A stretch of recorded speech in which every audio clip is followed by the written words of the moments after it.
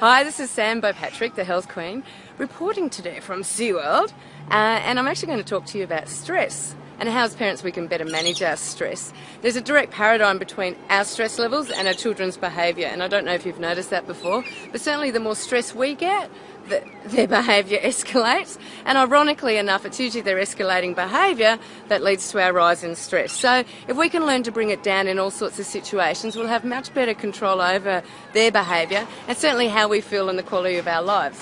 So I don't want to talk about what happens physically in our bodies, why we suffer with stress or why we feel stress, and 3 ways to vent it or get it out of our bodies that are natural and will make a massive difference.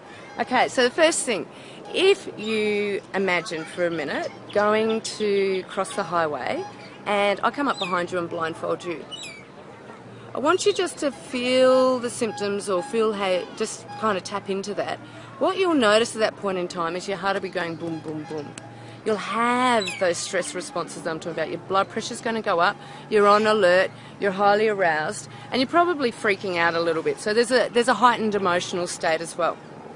Now that's a normal stress response. That's the normal innate fright or flight response that we experience as humans, and it does get us ready for a situation that's potentially harmful to us. Interestingly, we can elicit that response through emotions, through situations, through, such as SeaWorld, through seeing certain people, through work. Lots of things will bring on that stress response, and certainly another area which I'm not going to talk too much about today, but certain foods can also generate a stress response in our body. Now what happens is we secrete a couple of hormones. The main ones that you'll notice with the increased heart rate, increased blood pressure and arousal are 2 hormones called adrenaline and noradrenaline. Just like if you jump out of a plane, if you go on a roller coaster, you get that massive surge of kaboom, kaboom, kaboom, and that's adrenaline and noradrenaline working in your body. The third hormone that we release as well is called cortisol. Now cortisol is an interesting little thing. It's released in response to stress and it zips around the body and gets everything ready for trauma. It also pushes our cholesterol up because cholesterol is the first step in making new cells, and that's what our body assumes is going to happen when we're in a stress state. So if you suffer with high cholesterol, you may or you definitely need to address your stress state and what you're stressing to. Alright, so those are the hormones that cause the stress state. 3 things that can help bring it down, or you need to become aware of, are 3 things that make you happy where you can go and just zone out. Now, actually, what I should say is just reframe stress. I used to, just as an example, so the first thing is reframing it. I used to come to SeaWorld and at times I found it really stressful. I was trying to continually monitor the children, worried about what other parents would think.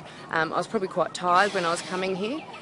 Similar to any theme park or even the park just with a swing. Now what I do is I've reframed it in my head, so instead of seeing those situations as hotspots, I now see them as stress-free zones. Just by saying that to myself, this is a stress-free zone, means that in those areas, theme parks, playgrounds, whatever, I don't take stress there. And I also have given myself permission that regardless of what happens, I will not get stressed. It's made a huge difference. The second tip that I'll give you about managing stress is to exercise, and exercise regularly. If you've got the option to walk somewhere, walk. If you need some milk and the milk bar's nearby and you've got a partner, then rather than jumping in the car and going there, take that opportunity to walk and grab the milk. These little snippets of incidental exercise make a massive difference to our stress levels and how we deal with stress. And the third thing I'd say regarding stress is be really aware of it and be aware of when you're feeling angry or angst or stressed in your body. Some of the cue signs, other than just having a heart boom-booming along, you start clenching your teeth or you start yelling at the kids or lots of things actually will, and you probably know those, you probably start saying to your partner, gee, I feel stressed.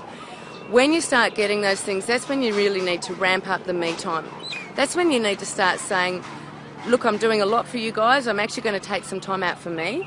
And if that means getting a babysitter and getting the nanny in or calling on your friends, do so, because it's really important that you bring your stress levels down, and you'll notice that the children's corresponding behaviour will also calm down.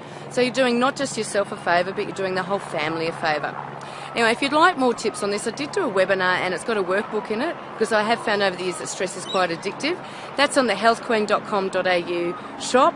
You'll find it there and you can download that and start ploughing away through that stress, because life is so much more fun without it. Thanks, and I'll catch up with you soon. Bye.